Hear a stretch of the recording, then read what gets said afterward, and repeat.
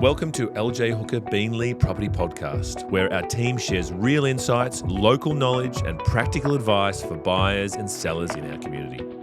Each episode is designed to help you better understand the market and the people behind it. Let's get started.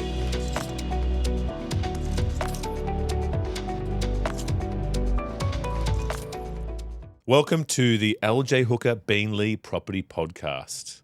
I'm Benjamin Waite, principal of LJ Hooker Beanley, and in today's episode, I'm introducing one of our newest members to the team locally to give you a chance to understand who she is, what she does, where she's come from, and why we are super excited to have her on board. I'm joined in the studio now by Eileen Chen. Hello. Hello. How are you? Great. You're a little bit nervous. This is the first one.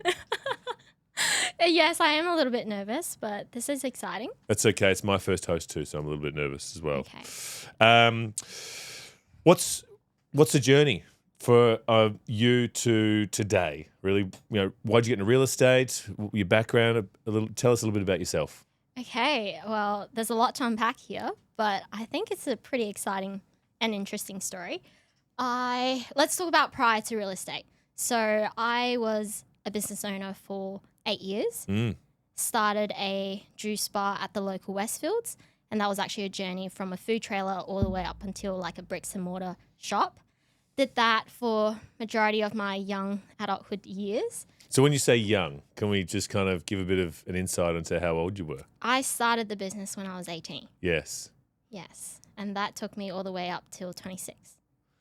Yeah. Good. Not many people are doing that at 18. Work hard. Yeah. Play hard. Yes. So I was a business owner for 8 years at the local Westfields. If anyone knows Coomera Westfields, that's where I was. Yeah. And during that time, during COVID, I operated through COVID, so a lot of learnings there really shaped who I am as a person today, decision-making skills and problem-solving as well, and just being able to pivot when things jump out at you. Yeah. COVID was a huge pivot. Yeah. Huge. Yeah.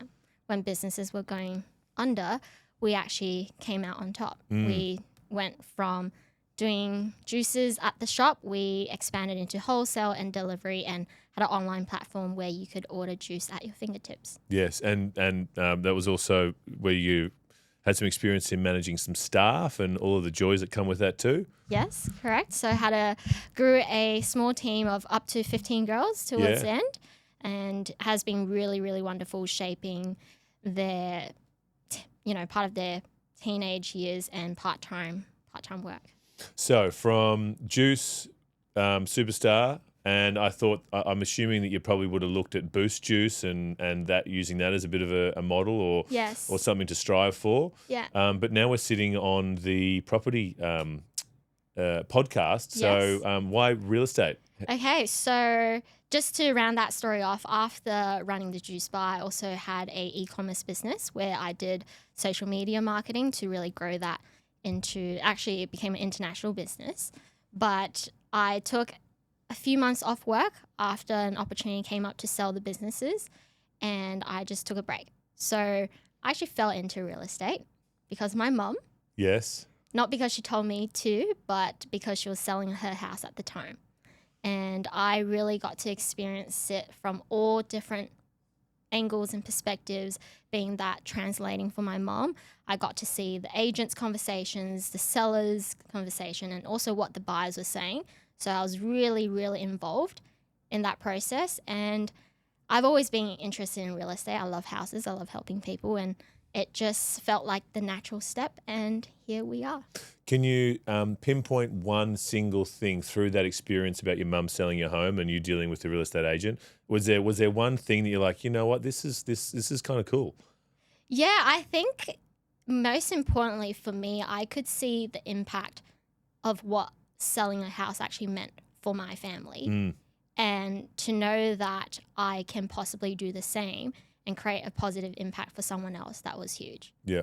So that was pretty much what got me into real estate. Yes. Yeah. So then why Beanley? So I was originally on the Northern Gold Coast. Yeah. But overall, I think Queensland is doing really well as a state. And I actually am moving into the area into the Logan area. So I feel a lot of things have changed, and it's a good place to be, right in between Gold Coast and Brisbane. You had some prior experience in real estate with people we don't need to mention. No, some other brands.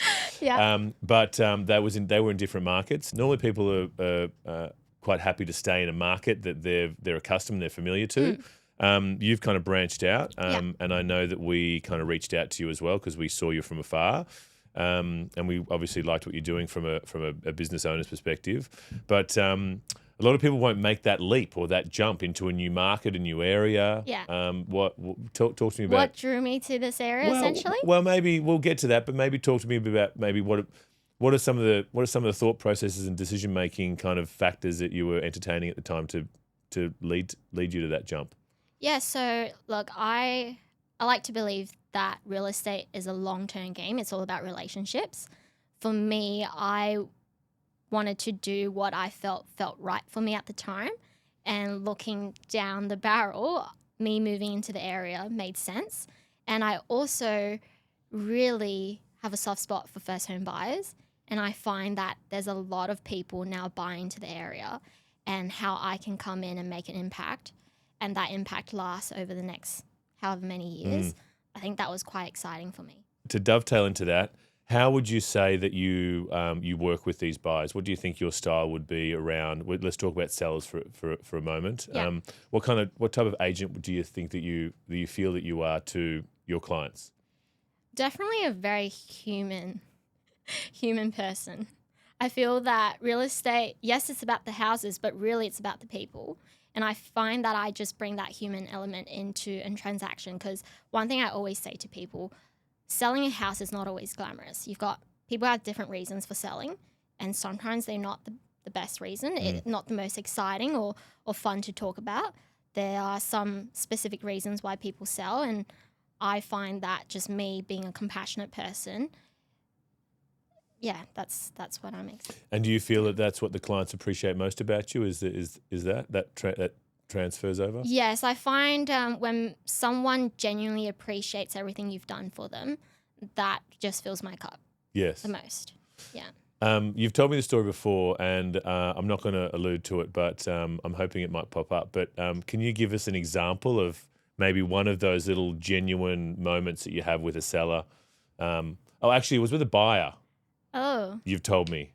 And they ended up coming back to you to potentially sell most recently. This is actually, Greg, if you're watching this or listening to this, you'll love this, because We'll send it to Greg. We'll send it to you, mate. You are the reason why I really stepped out. You gave me faith. Because faith is obviously believing in something that you can't see just yet. Yeah.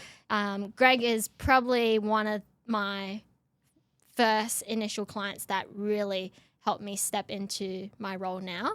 And most recently, I actually helped him and his daughter sell their property. And we were in completely different marketplaces, but just having that trust carry from one person to another, just through word of mouth, through family, and having that respect and being able to honor that and deliver was really nice. He empowered you to be able to get out there. Yes.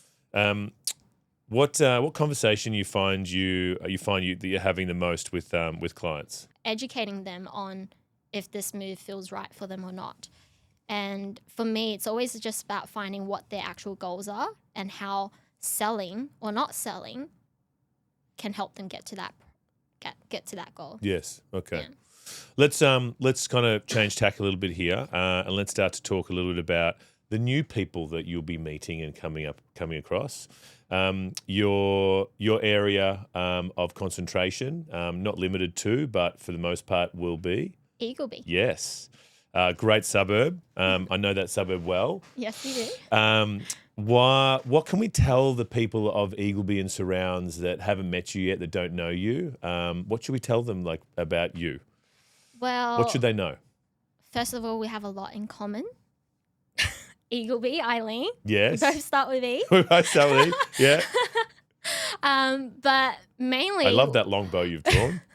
One thing I do love about Eagleby is the community. I'm a small person with a big heart, and I'm in it for the community, and I find that we are doing some really great things we're introducing a lot of new people into the community as they purchase into, and also parting ways with some of our old community members. So no, it's just exciting to be able to shape where the community is heading into next. Yes. Yeah, and we've got some exciting things happening. Infrastructures, renovations, new owners, just the lot, the whole lot. It's on overdrive. Myself. Yes. Lots of change, lots of evolution of the area. I totally resonate with that. So, lastly but not least, what kind of reputation do you hope to build into the future? I hope to build a reputation that if you are thinking of selling, you should have a chat with Eileen. One of my favorite lines, you can lean on Eileen. Lean on Eileen. Yes. All right. That's a catchphrase. That's the catchphrase. All right. Because it's not about anything. It's just you can lean on me. If there's anything, like you say here when you need, that's my line. Here when you need, yeah. All right, Eileen, thanks for sharing your story and giving everyone the chance to know a little bit about you. If you're listening and you're thinking about buying or selling, or simply like honest feedback from someone who genuinely cares about her clients and about the local community, Eileen's details will be here in the links below.